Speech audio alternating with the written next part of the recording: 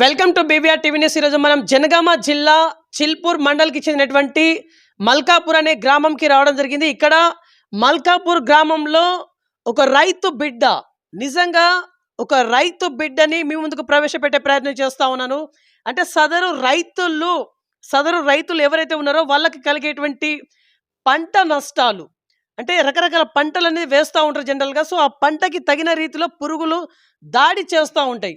So ఆ పురుగుల బారి నుంచి వెళ్ళి తప్పించుకోవడం కోసము సలహాలు సూచనల రూపంలో కర్షక నేస్తం అని చెప్పేసి ఒక ఛానల్ని పెట్టి తద్వారా రైతులకి చాలా రకాలైనటువంటి సహాయాన్ని అందిస్తూ ఉన్నటువంటి కేశిరెడ్డి రాజేశ్వర రెడ్డి గారు మనతోనే ఉన్నారు. బట్ ఇక్కడ కేశిరెడ్డి రాజేశ్వర రెడ్డి గారు ఈ రకంగా సలహాలు సూచనలు ఎందుకని చేస్తూ ఉన్నారు అంటే, గతంలో ఈ ఫీల్డ్కి సంబంధించినటువంటి ఏమైనా కోర్స్ ఏమైనా చేశారా? ఇట్లాంటి లేటెస్ట్ ఇన్ఫర్మేషన్ కొంత తెలుసుకునే ప్రయత్నం చేద్దాం. నమస్తే సార్, బాగున్నారా? నమస్కారం అండి. బీవీఆర్ టీవీ న్యూస్ ఛానల్ యాజమాన్యానికి నా హృదయపూర్వక అభినందనలు. ఓకే సార్, ఇక్కడ పంటకి సంబంధించినటువంటి ప్రతి ఇన్ఫర్మేషన్ మీ దగ్గర లభిస్తుందని చెప్పేసి కొంత వినికిడి. అంటే మీ కర్షక నేస్తం అనే ఛానల్ చాలా పాపులర్ అయింది, ఇప్పుడు ప్రజెంట్ అయితే ప్రజల మాధ్యమాల్లోకి తిరుగుతూ ఉంది. How is your feeling? ఏం లేదు సార్, నేను 2020లో ఛానల్ స్టార్ట్ చేసినాము. అంటే ఏంటంటే అప్పుడు కోవిడ్ టైంలో మా పిల్లలు ఇంటి దగ్గరనే ఉండేది ఒక 6 మంత్స్. అప్పుడు ఊకే ఫోన్లు నా ఫ్రెండ్స్ కానీ చుట్టుపక్కల గ్రామాల కానీ అంటే ఆ విషయాల గురించి చర్చించినప్పుడు ఏ పంట విషయంలో అయినా నేను కొద్దిగా క్లారిటీగా మాట్లాడేవాడిని. దానివల్ల వాళ్ళు ఫోన్ చేసేది, అన్న ఏ పంట ఎప్పుడు వేయాలి, లేకుంటే ఏ మందుకి ఇది పురుగు బాగా వచ్చిందే, ఏం పురుగు కొట్టాలి, అట్లా ఫోన్లు వచ్చేది. అది పిల్లలు చూసి ఏం చేసిందంటే, డాడీ మరి ఇట్లా మీకు ఫోన్లు ఇంత ఘనంగా వస్తున్నాయి కదా, మనమే ఒక ఛానల్ స్టార్ట్ చేస్తే బాగుంటుందనే ఉద్దేశంతో వాళ్ళు పెట్టడం జరిగింది. అయితే నేను దానికి ఏమన్నా అంటే అదేదో పెద్ద భయపడిపోయి మరి ఛానల్ అంటే నేను రోజు చేయాలంటే నా నుండి కాదు, లేకుంటే రోజు చెప్పాలన్నా నా నుండి కాదనేది నేను వాళ్లకు వ్యక్తం చేయడం జరిగింది. జరిగినప్పుడు ఏమన్నారంటే, అట్లాంటిది ఏం లేదు, నీకు వీలైనప్పుడే ఒకటి మనం ఛానల్ స్టార్ట్ చేస్తే ఏమవుతుందంటే, నీకు వీలైనప్పుడే నీకు ఉన్నటువంటి పరిజ్ఞానాన్ని ఆ టీవీ ముందల అంటే ఆ సెల్ ముందల నువ్వు చెప్తే వాళ్ళకు మొత్తము టోటల్గా ఎక్కడ త్రూఅవుట్ ఆల్ ఇండియాలో కూడా మెసేజ్ పోతుంది డాడీ అని చెప్పడం వల్ల 2020లో కర్షక నేస్తం అనేటటువంటి పేరుతోని మనము ఛానల్ స్టార్ట్ చేయడం జరిగింది. ఓకే. సో ప్రజెంట్ రైతులకి కలిగేటువంటి పంట నష్టాలు, సార్ యాక్చువల్లీ ఈ పంట నష్టాలు అనేటువంటివి ఏ రకంగా ఉంటాయి, ఎన్ని రకాలుగా ఉంటాయి? ఏం లేదు సార్, టోటల్గా రైతు అనే వాళ్ళకు ఎప్పటికీ ఉన్నటువంటి కష్టాలు అవి తప్పడం లేదు. ఎందుకంటే ఈ ప్రకృతి సహకరించకపోవడం వల్ల, ఈ ప్రకృతి అనుకూలించకపోవడం వల్ల వాటికి వచ్చేటటువంటి తెగుళ్ళు కానీ వాటికి వచ్చేటటువంటి పురుగులు కానీ అసలు సంవత్సరానికే తేడా అంటే మారుతానే. అది ఒక మందుకు చనిపోయేటటువంటి పురుగు, ఒక తెగులు, ఒక మందుకు పోయేటటువంటి తెగులు అది తట్టుకొని ఇంకా అది రెచ్చిపోయి మన పంటల మీద దాడులు చేయడం వల్ల రైతు అనే వాళ్ళకు పెట్టుబడి చాలా అవుతుంది. అంటే కెమికల్ వైపున కానీ నీకు ఎరువుల రూపకంగా బాగా నష్టపోయి అది మళ్ళీ ఇవన్నీ చేసినాక కూడా లాస్ట్ దశలో గిట్టుబాటు ధర లేక కూడా రైతు నష్టం జరుగుతుందని చెప్పొచ్చు. ఓకే సార్, ఇక్కడ రైతులు ఆల్మోస్ట్ అందరికందరూ ఈ కెమికల్ వైపే ఉన్నటువంటి పరిస్థితి, అంటే మందులు పిచికారి చేయడం లాంటివి అయినా కూడా పురుగులు చావనటువంటి పరిస్థితి. సో ఇది ఎంత కొట్టినా కూడా పురుగులు అట్నే ఉన్నాయని చెప్పేసి ఇట్లాంటి స్టేట్మెంట్ బహుశా మీరు కూడా వినే ఉండాలి, నాకు తెలిసి. అయితే మీరు కూడా ఒక రైతు బిడ్డ కాబట్టి దీనికి పరిష్కారం ఉండదా? కెమికల్ వైపు అంటే కెమికల్ వైపే పోతుండ్రు జనం. ఏంటంటే తప్పకుండా ఇది కొడితేనే పోతుంది కదా అనే ఉద్దేశంతో 100% కెమికల్ వైపునే పోతాను. కానీ నేను చెప్పేది ఏంటంటే, జీవ నియంత్రణ పద్ధతుల ద్వారా మనము పంటలను కాపాడుకోవచ్చు. అదొక వీడియో కూడా పెట్టడం జరిగింది మొన్ననే, ఈ మధ్యలోనే. అసలు మనం మంచి కంటెంట్ ఇస్తే సబ్స్క్రైబర్లు కానీ రైతు మిత్రులు చూడడం లేదు. మనం ఓన్లీ కెమికల్ వైపు పోవడం వల్ల మన పంట అవశేషాలను మనమే తింటున్నాం. మనం పండించింది మనం తినుకుంటూ మనం పక్కోళ్ళకు కూడా మొత్తం మన రాష్ట్రంలో ఇంకా పక్క రాష్ట్రాలకు కూడా అందిస్తున్నాం కాబట్టి వాళ్ళు కూడా పొల్యూటెడ్ ఫుడ్డే తింటాను కదా. అందుకోసం ఏంటంటే జీవ నియంత్రణ పద్ధతుల ద్వారా కానీ లేకుంటే సేంద్రియ పద్ధతుల ద్వారా మనం పంటలను కొద్దిగా మారవాలి, భూములను మారవాలి, పంటలను మారవాలని చాలా వీడియోలలో చెప్పడం కూడా జరిగింది. సరే, అది వాళ్ళు ఎంతవరకు అనుకరిస్తారు, నేను ఒక్కరిని చేస్తే అయ్యేటటువంటి పని కాదు ఇది. ప్రతి ఒక్కరు నడుం కట్టుకొని చేయవలసినటువంటి పని ఎంతైనా మన ముందు ఉన్నటువంటి కర్తవ్యం ఉన్నది సార్. ఓకే సార్, ఇక్కడ మీరు సేంద్రియ పద్ధతిని అవలంబించాలి అన్నట్టుగా మీ వాదన ఉంది. కానీ ఇక్కడ కెమికల్‌కే లొంగనటువంటి ఆ పురుగులు ఈ సేంద్రియ పదార్థాల ద్వారా లొంగుతదా? లొంగుతది సార్. అది ఈజీగా మనం దాన్ని చేయొచ్చు. కానీ ఒక సంవత్సరంలో అయ్యే పని కాదది. మూకుమ్మడిగా అంతా రైతులందరూ అందరూ ఉమ్మడిగా చేస్తే వాటిని మనము చేయొచ్చు. ఒక 1 ఇయర్, 2 ఇయర్స్ కొద్దిగా మెల్లమెల్లగా వాటిని మొత్తం ఏం లేకుండా చేసి సేంద్రియం వైపు అడుగులేయొచ్చు.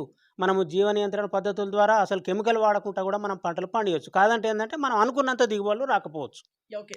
కర్షక నేస్తం అనే ఛానల్ ద్వారా మీరు యావత్ రైతాంగానికి ఏమన్నా మెసేజ్ ఇవ్వాలనుకుంటున్నారా ప్రెజెంట్ ఇక్కడ?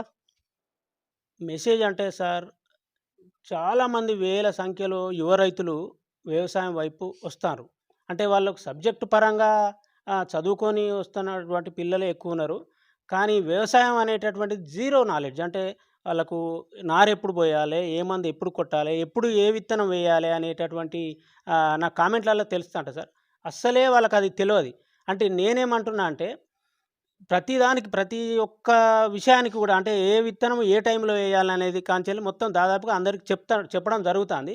అయినా ఇంకా ఏం చేయాలంటే కొద్దిగా వాళ్ళు ముందుకు ఇజ్రాయెల్ టెక్నాలజీని వాళ్ళు ఉపయోగించి మంచి దిగుబడులు ఉన్నటువంటి పంటలు పండియాలని ఆలోచిస్తూ పంట మార్పిడి అనేది చేయాలి. ఇప్పుడు దాదాపు 70% ఉమ్మడి తెలుగు రాష్ట్రాలలో ప్యాడీ వైపే పోయిండ్రు. అంటే ప్యాడీ వైపు ఏందంటే పెట్టొచ్చు హాయిగా కొద్దిగా మనము బయట ఏమైనా వేరే పనులు చేసుకోవచ్చు అనేటటువంటి ఆలోచన మీద ఓన్లీ ప్యాడే పెట్టడం వల్ల భూమి లోపల సేంద్రియ కర్బనం అనేది తగ్గిపోయింది. భూములు నిస్సారం అయిపోయినాయి. ఆ పంట కూడా ఇప్పుడు ఇంకొక 1 ఇయర్, 2 ఇయర్స్‌లో ఆ ప్యాడీ కూడా పండనటువంటి పరిస్థితి ఉన్నది. కాబట్టి ఏందంటే నేను ప్రతి రైతు మిత్రునికి, ప్రతి రైతన్నకు చెప్పేదేందంటే పంట మార్పిడులు తప్పకుండా చేయాలే. పంట మార్పిడి అంటే ఒక పసలు మొక్కజొన్న ఏసుకోవాలే. ఇంకొక పసలు ఇంకొక సంవత్సరం మిర్చి పెట్టుకోవడమా, ఇంకొక పసలు కూరగాయల పంటల వైపు వెళ్ళిపోవాలి. ఏం గాదు. కాదంటే ఏందంటే పెద్ద ప్రధానమైనటువంటి సమస్య ఇప్పుడు రాష్ట్రంలో కోతుల సమస్య అనేది ఉన్నది. అది దానివల్ల గూడా రైతులు మిత్రులు చాలా భయపడి ఆ వైపున పోవడం లేదు. ఓకే. సార్ ఒక్క మాటలో చెప్పాలనుకుంటే ఇక్కడ కేశిరెడ్డి, రాజేశ్వరరెడ్డి అనే ఒక రైతు బిడ్డ మీ సహచర రైతులకి మీరేమైనా చేసిల్లా ఇప్పటిదాకా? అంటే దానికి ఉండేటువంటి ఆన్సర్ ఏంటిది? నేను నాకు తెలిసినటువంటి సమాచారాన్ని, నాకున్న అనుభవాన్ని ఆహ్, మిత్రులందరికీ తెలియచేయాలనే ఉద్దేశ్యంతోనే ఛానల్ పెట్టడం జరిగింది. దానికి 49,000 మంది సబ్‌స్క్రైబర్లున్నారు. ఏ రాత్రి, ఏ పగలనకుండా ఎవరైనా మిత్రులు ఎవ్వరైనా ఏ క్వెషన్ నాకు కామెంట్ ద్వారా గానీ, పర్సనల్‌గా ఫోన్ చేసి అడిగినా గూడా వాళ్ళకి సమాధానం ఏ పంట మీదనైనా, ఏ పంట అయినా గానీ, కూరగాయలు గానీ, అది ప్యాడీ గానీ, ఏ పంట మీదనైనా గూడా నేను సలహాలిస్తూ సరే వాళ్ళకు ఒక రైతు అనేవాళ్ళు నష్టపోవద్దు. రైతు మిత్రులు ఎలాంటి వాళ్ళకు ముల్లు అంటకుండా వాళ్ళను కొద్దిగా మన మన నాకున్నటువంటి పరిజ్ఞానంతోని కొద్దిగా వాళ్ళకు సహాయం చేయాలనే ఆలోచనతోని నేను ఎప్పుడైనా రైతుల ముందుంటున్నానని నేను గర్వంగా చెప్పుకుంటున్నాను సార్. ఓకే. సార్ యాక్చువల్లీ ఇప్పుడు ఈ ప్రతి ఒక్క పంట పైన దాడి చేసేటువంటి పురుగులు ఒకే జాతికి చెందినటువంటి పురుగులా? లేకుంటే రకరకాల జాతులతో చెందినటువంటి పురుగులే ఉంటాయా? ఎందుకంటే మీరు స్టడీ పరంగా కూడా బయోలాజికల్ స్టడీ అని చెప్పేసి కూడా విన్నాం మీ గురించి. అవును సార్. అంటే ఏం లేదు సార్. తెగుళ్ళు, పురుగులు 2 రకాలైనటువంటి పంటల మీద దాడి చేస్తాయి. తెగుళ్ళు అంటేనేమో ఇగ అది మనకు కంటికి కనపడకుండా అంటే తెలుస్తది మనకు ఆ తెగులొచ్చింది అంటే ఇప్పుడు వరి ఎర్రబారుతాంది అంటే దానికి తెగులొచ్చినట్టు. అదేవిధంగా పురుగులు వచ్చినాయి దానికి కాండం తొలిచే పురుగొస్తది వరికి. ఇగ మిర్చికున్నదనుకో, మిర్చికి ఇప్పుడు నల్ల తామర పురుగులని దానివల్ల బీభత్సమైనటువంటి నష్టాల పాలైతాండ్రు రైతులు. అది ఎక్కడనైనా మొత్తం టోటల్‌గా ఉమ్మడి తెలుగు రాష్ట్రాలలో గానీ, వేరే స్టేట్‌లల్లో గూడా నల్ల తామర పురుగులు వల్ల చాలా ప్రాబ్లమ్ జరుగుతా అంటే పురుగులు, తెగుళ్ళు 2 రకాలైనటువంటి పంటల మీద దాడులు చేస్తాయి సార్. ఓకే. సార్ యాక్చువల్లీ ఇప్పుడు భూమిలో ఉండేటువంటి పోషకాలు, ఆ పోషకాలు తగిన రీతిలో మొక్కలకి ప్రాపర్‌గా లభించాలి అని అనుకుంటే, ఆ పర్టిక్యులర్ రైతు ఎట్లాంటి పద్ధతులను అవలంబించాలి? Okay sir. అంటే ప్రథమంగా మనం చూడాలంటే ఏందంటే, భూమి బలంగా ఉండాలే. అంటే భూమి బలంగా ఉండాలంటే, భూమిలో సరియైనటువంటి పోషకాలు ఉండాలే. ఇంతకుముందు మనము తాతల కాంచెల్లి, తండ్రుల కాంచెల్లి వ్యవసాయంలో ఏందంటే, వాళ్ళు పేడ, ఆవు పేడ, బర్రెల పేడ, గొర్రెల పేడ, అదేవిధంగా కోళ్ళ ఎరువులు అవి తెచ్చి పోసేది. అదే పశువులను గూడా మందగట్టేది. గొర్రెలను మందగట్టేది శెలకలల్లనే. అది కనుమరుగైపోయింది. అది ఆ విధానమే లేదిప్పుడు. ఏం లేదు. వాళ్ళు ఏం చేస్తాండ్రు రైతు అనేవాళ్ళు నాతో సహా ప్రతి ఒక్కళ్ళు ఏం చేస్తానంటే షాప్‌కు వెళ్ళడం ఫర్టిలైజర్ షాప్‌కి వెళ్ళడం పిండి బస్తాలు 2020 గాని, 28 గాని, డీఏపీ, డై అమ్మోనియం ఫాస్ఫేట్ గాని ఎరువుల రూపకంగా ఉన్నటువంటి ఆ ఎరువులను తీసుకొచ్చి పంటకేయడం కథం. అట్లా వాళ్ళు వరుసగా ప్రతిసారి అంటే ఒక పంటకు 4, 5 సార్ల ఫర్టిలైజర్ ఎయడం వల్ల ఏందంటే భూమి నిస్సారం అయిపోయింది. భూమిలో ఉండేటటువంటి పోషకాలు లేవు.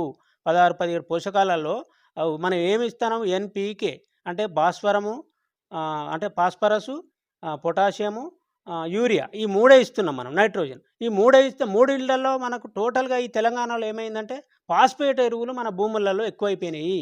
అయినా గూడా రైతు అనేవాడు పంట మొదట్లేసుడు గాదు, మధ్యలేస్తాండు. మళ్ళా ఇంకా నెలకు కోత్తం అనంగా గూడా ఫాస్ఫేట్ ఎరువులు వాడతాండ్రు. అది దయచేసి రైతు మిత్రులు ఎవరు గూడా అట్లాంటి పనులు చేయొద్దు. మనం చేయవలసిన పనులేందంటే ఎంతో కొంత సేంద్రియ కర్బనాన్ని మనం మన భూమిలో ఉత్పత్తి చేయాలంటే తప్పకుండా పచ్చి రొట్ట ఎరువులను సాగు చేయాలి. ఆ పని చేయడానికి వీలైతేనే పంట వేయండి. ఆ వీలు కాలేదు అనుకో నువ్వు పంట వేసి వేస్టు. నీకు లాభం జరుగుడు కాంగా అప్పుల పాలవ్వడం జరుగుతది. కాబట్టి ఏందంటే మనము భూమిని బలంగా తయారు చేసుకోవాలి. భూమిని బలంగా తయారు చేసుకున్నప్పుడే మనం పంటల వైపు పోవాలనేది నేను వాళ్ళకి ఇస్తున్నటువంటి మెసేజ్ సార్. సార్ ఒక్కటే ఎకరంలో 2, 3 పంటలు పండించుకోవచ్చా? పండించొచ్చు. అంటే ఇప్పుడు మనము కాటన్ ఏస్తాం. కాటన్ ఏస్తే ఆహ్, కొద్దిగా ఎర్ర పంటలు గూడా అంటారు వాటిని. ఆహ్, గ్రీన్ మన రెడ్ గ్రామ్ ఎయాలి. అంటే కందులేసుకోవాలి. ఒక సాలు అది, ఓ 4 సార్లు ఇవి. అట్లా ఏసుకుంటే ఏం గాదు. 2 పంటలు తీయొచ్చు మనం. కాటన్‌కు కాటన్ తీసుకోవచ్చు. రెడ్ గ్రామ్‌కు రెడ్ గ్రామ్ తీసుకోవచ్చు. అదేవిధంగా పసుపేస్తారు. పసుపేస్తే ఏందంటే ఆ సాళ్ళు గుర్తుండాలనో కొంత అదొకటి ఉన్నది కంటెంట్. వాళ్ళేం జేస్తారంటే పసుపులో మొక్కజొన్న గూడా వేస్తారు. పసుపు పండుతది, మొక్కజొన్న పండుతది. అట్లా ఉమ్మడి పంటలు 2 పంటలు మనం సాగు జేసుకోవచ్చు. దాంట్లో సరైన దిగుబడులు గూడా సాధించొచ్చు. మీరెన్ని పంటలు పండిస్తా ఉన్నారు ప్రెజెంట్? ఇగ నేను ప్రెజెంట్ ఏం లేదు సారు. ఓన్లీ ప్యాడీ వైపునే ఎళ్ళిపోయాను. నేను వాళ్ళకి చెప్పడం గాదు. ప్రతి ఒక్క నేను గూడా ప్యాడీ వైపే పోయినాం. అంటే పని వీలు కాదు. ఇగ ఏదైనా వేరే పనులు జేసుకోవచ్చనే ఆలోచనతోని కోతులకు భయానికి ఆహ్, మొత్తము ప్యాడీ వైపునే పోతాను. ఇక్కడ మా గ్రామంలో గాని, చుట్టుపక్కల గ్రామాలలో గూడా కాటను కొంత పర్సెంటేజ్ కాటను. ఈ మధ్యలో కొద్దిగా మేజ్ ఎక్కువైపోయింది. ఇంతకుముందు మల్కాపూర్‌లో గత 30 సంవత్సరాల నుంచి అసలు విపరీతమైనటువంటి పంటలు ఏందంటే చిల్లీస్ గింజలు తీసేది సీడ్ తీసేటటువంటి వంకాయలు మాత్రం సీడ్ తీసేది. చిల్లీస్‌ని సీడే తీసేది. ఇట్లా అట్లా ఉన్నటువంటిది ఏమైందంటే ఇప్పుడు మార్పు చెంది మొత్తం ప్యాడీ వైపే పోయిండ్రు. అయినా కొద్దిగా మళ్ళా గత సంవత్సరం నుంచెల్లి మార్పు చెందుతాంది. ఓకే. సార్ వర్షాకాలం కావచ్చు, లేకుంటే ఎండాకాలం కావచ్చు. మేజర్‌గా ఈ 2 కాలాలలో ఒక పర్టిక్యులర్ రైతు ఎట్లాంటి పంటలను పండిస్తే దిగుబడి అనేది బాగా దక్కుతుంది? ఏం లేదు సార్. ఖరీఫు, రబీ 2 కాలాలుంటాయి. ఆ 2 కాలాలలో ఖరీఫ్ అనేది జూన్‌తోని స్టార్ట్ అయితది. అప్పుడు మొక్కజొన్న ఎయొచ్చు, హ్మ్, పల్లి వేయొచ్చు, ఏదైనా ఎయొచ్చు. అది కరెక్ట్ టైం అన్నట్టు ఖరీఫ్ అనేది. రబీలో అంటే మళ్ళా అక్టోబర్ నుంచి స్టార్ట్ అయితది. సెప్టెంబర్, అక్టోబర్‌లో. అప్పుడు గూడా మొక్కజొన్న వేయొచ్చు. కాటన్ అట్లాంటిది పెట్టడానికి వీల్లేదు సార్ అది. చిల్లీస్ వేయొచ్చు, ప్యాడీ పెట్టుకోవచ్చు, సద్దలు, నువ్వులు ఎట్లాంటియి అవన్నీ పెట్టొచ్చు. గ్రీన్ గ్రామ్, రెడ్ గ్రామ్ అవన్నీ పెట్టొచ్చు. మళ్ళా జనవరితోనొచ్చేసి కొద్దిగా సమ్మర్ సీజన్ అంటారు. దాంట్లో ఓన్లీ బెండ కొన్ని 2, 3 వెరైటీలు పండుతాయి. బెండ మంచిగా బ్రహ్మాండమైన పంట తీయొచ్చు. అదేవిధంగా దోస, పుచ్చ ఇట్లాంటి పంటలు గూడా మనం తీసుకోవచ్చు. ఇప్పుడు ప్రెజెంట్ మనం సమ్మర్‌లో ఉన్నాం. ఆల్‌మోస్ట్ సమ్మరే ఇంకా ఇది. ఇప్పుడు మొక్కజొన్నలు ఇది ఎక్కువగా రైతులు పండిస్తా ఉంటారు జనరల్‌గా. సో, పురుగులతోని రైతులు సతమతం అవుతున్నటువంటి తరుణం కూడా ఇదే. మరి రైతులకి అంటే మొక్కజొన్న రైతులకి ఇప్పుడు మీరేం చెప్పాలనుకుంటున్నారు? మొక్కజొన్న అంటే అక్టోబరు, నవంబర్, డిసెంబరు మధ్య వరకే అంటే 15వ తారీఖు డిసెంబర్ 15 వరకే వేసుకోవాలి. కొంతమంది రైతులు ఇప్పుడు గూడా ఏస్తారు గానీ అది దిగుబడులనేవి తగ్గుతాయి. ఎందుకంటే పాలినేషన్ కాదు అది. పుప్పొడి రాలిపోవడము, బాగా మార్చిలో ఎండ వేడి వల్ల పుప్పొడి రాలిపోతే అది పంట పండదు. మీరన్నదేందంటే కత్తెర పురుగు అనేది విపరీతంగా మొక్కజొన్నను అటాక్ చేస్తుంది గత 3, 4 సంవత్సరాల నుంచే. దాన్ని అసలు తట్టుకునేటటువంటి వెరైటీలు గూడా వచ్చినాయి. అయినా తట్టుకోవడం లేదు. దానికి మందు బెంజోయేట్ అని మందొచ్చింది. దాంట్లో మళ్ళా సైపర్ మైత్రిన్ కొంత 10 అట్లాంటివి కలిపి మిక్స్‌డ్ చేసి వాటిని ఇటో అటో కొద్దిగా నిర్మూలిస్తారు గానీ ఎంత అయినా గూడా అది దానికి తట్టుకుంటాంది. అది పురుగే తట్టుకుంటాంది.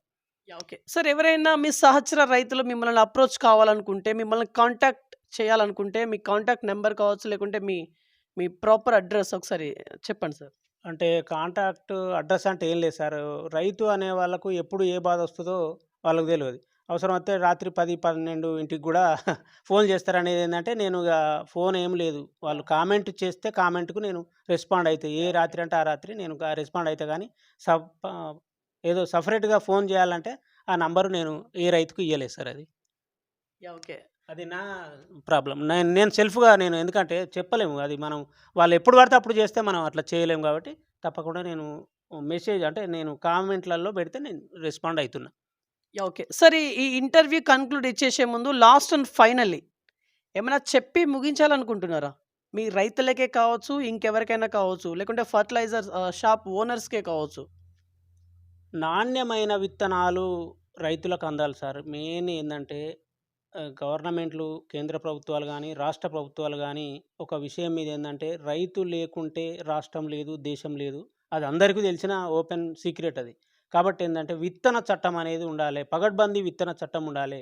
ఏదో ఒక వాడు కంపెనోడొచ్చి ఒక వడ్లనో, మొక్కజొన్నలనో ఏదో ఒకటి ఇచ్చి రైతుల క్షేత్రాలలో ఏసి అది పంట పండకుంటే వాన్ని అజమాయిషీ చేసి వాన్ని బెదిరించి ఏదో చేసి వాని దగ్గర డబ్బులు తీసుకునేటటువంటి పరిస్థితి లేదిప్పుడు. వాడు పంట నష్టపోయి రైతు ఆత్మహత్య చేసుకోవాల్సిన పరిస్థితి తప్ప, ఒక చట్టం అనేది విత్తనాలలో లేదు. విత్తనం అనేది నంబర్ 1 ఉండాలి సార్. అది జెన్యూన్ విత్తనమై నంబర్ 1గా అంటే మంచి విత్తనాలు తీసేటటువంటి అదొక చట్టం ఉండాలె. రెండోదేందంటే పంట నష్టపోతే పంటల బీమా పథకం అనేది గూడా ఉండాలె తప్పకుండా. అది 2014 నుంచి అది అమలైతలేదు. అది గూడా కంపల్సరీ రైతు అనే వాళ్ళకి ఎంతో కొంత మన తీసుకుంటూ పర్సెంటేజ్ తీసుకొని పంటల బీమా అనేది మనకు కంపల్సరీ గవర్నమెంట్లు చేయాలి. చేసినప్పుడే రైతు బాగుపడతాడు. దాని యొక్క ధీమా ఉంటదది. పంట నష్టపోయినంక ఏం ధీమా ఉంటది సార్? డబ్బులు రాకపోతే. అందుకనే ఆ ధీమా అనేది అది ఉండాలి. విత్తన చట్టం ఉండాలె. పంటల బీమా పథకం అనేది పగడ్బందీగా అమలు కావాలనేది నేను గవర్నమెంట్‌లను వేడుకుంటాను. మిత్రులకు చెప్తున్నా. రైట్. సో, ఇదండి ఇవాల్టి ఇంటర్వ్యూ. నెక్స్ట్ మరొక ఇంట్రెస్టింగ్ మరి ఇంపార్టెంట్ టాపిక్‌తో మీ ముందు చూస్తున్నాను. BVR TV news. Until then bye. Take care.